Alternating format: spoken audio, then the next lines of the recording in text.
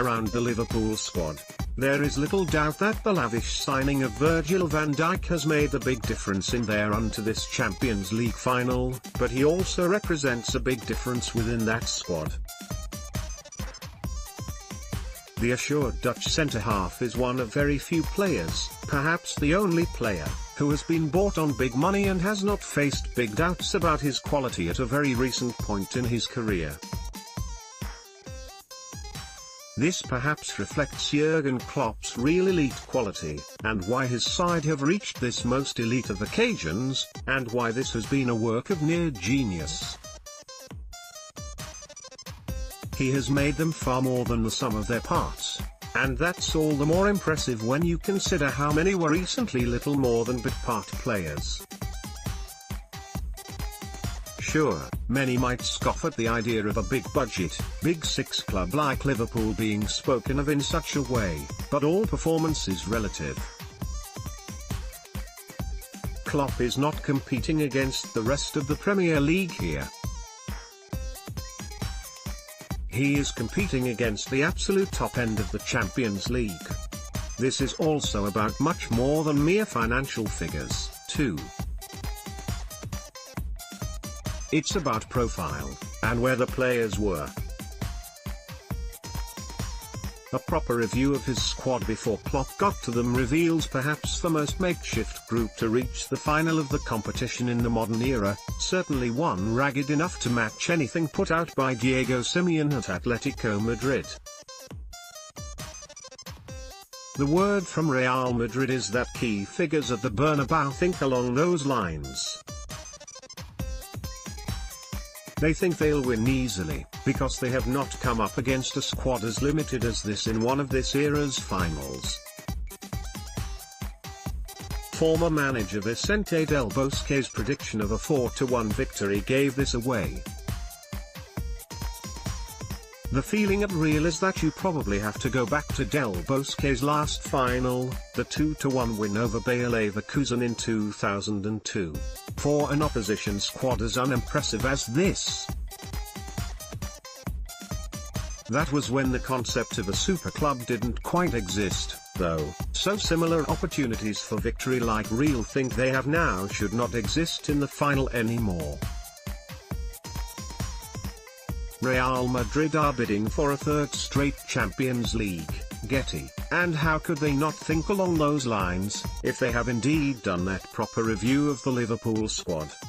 These are just not the star signings, or polished academy players, that the super clubs have made the source of so many latter stage appearances.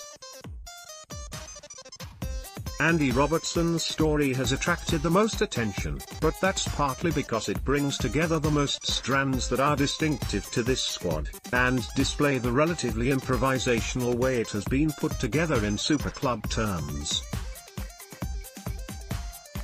To begin at the bottom, literally, Robertson is one of two regular starters along with Jorginho Wijnaldum to be bought immediately after suffering relegation.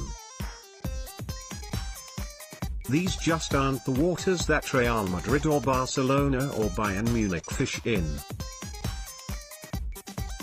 Robertson is also one of 5 players regularly used who were either signed for a meager fee, or just on a free, including Loris Karius, Ragnar Klavan, James Milner, and Alberto Moreno.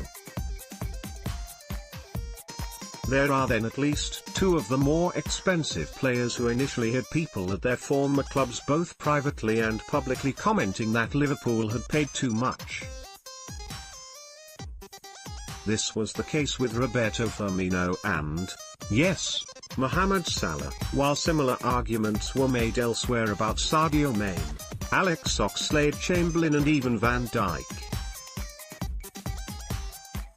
Liverpool's players don't quite hold the same reputation as their opponents. Getty, most impressively, the now universally admired Salah is far from unique in this squad as a player who had to overcome doubts, who has faced deep criticism and setbacks, who was either considered not good enough for the level or just past it altogether. That also applies to Karius, Lovren, Oxlade-Chamberlain, Moreno, Robertson, Trent Alexander-Arnold and Milner. even Jordan Henderson. This is perhaps the most special part of the feat. More specifically, from a coaching perspective, there were then those players who just represented a puzzle as to where to actually play them, like Firmino, Milner and Oxlade-Chamberlain. Klopp gradually figured out exactly where to play them, but he also had the inherent ability to get them to really play.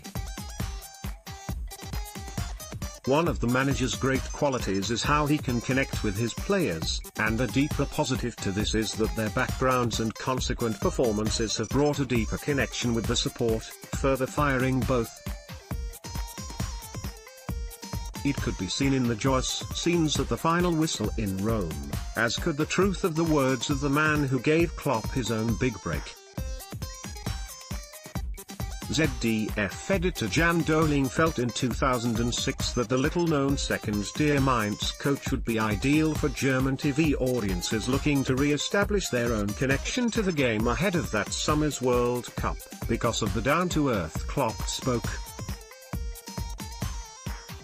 "We realized that this guy knew how to put his point across and to mesmerize people," Doling told Raphael Honigstein for the book Das Reboot. If he had started a political party, they would have voted him into government immediately. Klopp has helped create a party atmosphere for Liverpool supporters, having so quickly got them back into European football's most prestigious stage.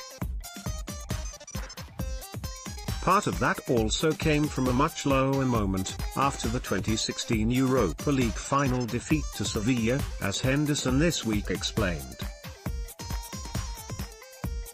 "He had this sort of vision that makes me think in the future we'd get to another final. He was confident and he wanted to use the experience of that final to keep us together and use it as a positive. That is a hugely powerful mindset, especially when combined with hugely potent and clear tactics." Klopp does not just know how to get such players to run, and far and hard, but also running for the right reasons and in the right directions. There is a wider argument over whether his approach would be suited to the real star players at the real big super clubs, but that is not important right now. What is important is that Klopp has given his current players the chance to beat those star players and this biggest of super clubs on the biggest occasions. In that regard, it doesn't matter what Real Madrid think of them.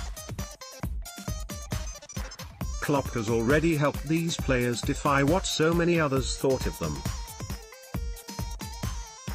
Follow the Independent Sport on Instagram here, for all of the best images, videos and stories from around the sporting world. More about Real Madrid Liverpool FC Champions League Jurgen Klopp reuse content.